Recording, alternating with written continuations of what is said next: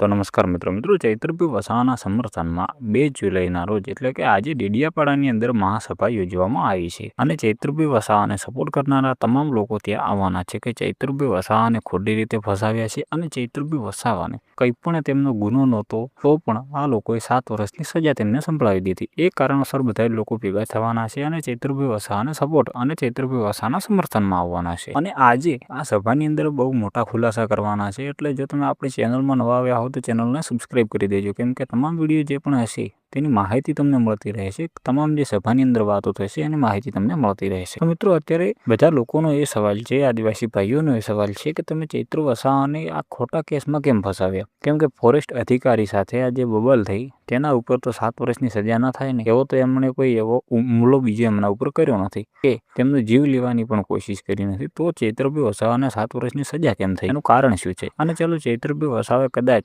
હાથાપાઈ કરી હતી એના લીધે તેમને જેલમાં પૂરી દેવામાં આવે, એ પૂરવાના ન હોય પણ પૂરી દેવામાં આવે એમ આપણે માની લઈએ. તો આ બીજા જે લોકો છે 9 લોકો તેમને કેમ જેલમાં પૂરવામાં આવ્યા તેનું પણ આ બધી જે જનતા છે એ જવાબ માંગી રહી છે અને એવું કહી રહી છે કે ખુલાસો કરો તમે આ વાતનો કે ચૈત્રભાઈ વસાવાને તો જેલમાં પૂરવામાં આવ્યા પણ એમના સાહેબ બીજા 9 લોકોને કેમ જેલમાં પૂરવામાં આવ્યા? એનું કારણ શું હતું? અને અત્યારે આદિવાસી ભાઈઓ બધા ભેગા થઈ રહ્યા છે કે ચૈત્રભાઈ વસાવાને આપણે ગમે તે થાય, ગમે તેવી પરિસ્થિતિ હોય પણ ચૈત્રભાઈ વસાવાને જેલની બહાર તો આપણે કાઢવાના જ છે. એનું કારણ છે કે ચૈત્રભાઈ વસાવા જ્યારે હોય ત્યારે આદિવાસી સમાજ માટે ઊભા હોય છે, જ્યારે હોય ત્યારે આદિવાસી સમાજને એ વ્યક્તિ સપોર્ટ કરે છે. એટલા માટે થઈને અત્યારે આ સભાનું આયોજન કરવામાં આવ્યું છે અને આ સભામાં લાખો પબ્લિક આવે છે, કેમ કે ચૈત્રભાઈ વસાવાના ચાહકો ઘણા બધા છે. ચૈત્રભાઈ વસાવાએ એવા કાર્યો જ કર્યા છે કે એમની ચાહના થોડી ઓછી થાય. ચૈત્રભાઈ વસાવાના વધારે પ્રમાણમાં ચાહકો હોવાના કારણે બીજેપી પાર્ટી આ બધું કર્યું છે એવું લોકોનું કહેવું છે, આપણું કહેવું એવું નથી. એટલે કે આપણને સોશિયલ મીડિયાના માધ્યમ દ્વારા આ બધી માહિતી મળી રહી છે. તો એના વિશે પણ મિત્રો તમારું શું કહેવું છે એ તમે જરૂરથી કોમેન્ટ બોક્સમાં લખી દેજો કે ચૈત્રભાઈ વસાવાને ફસાવવામાં આવ્યા છે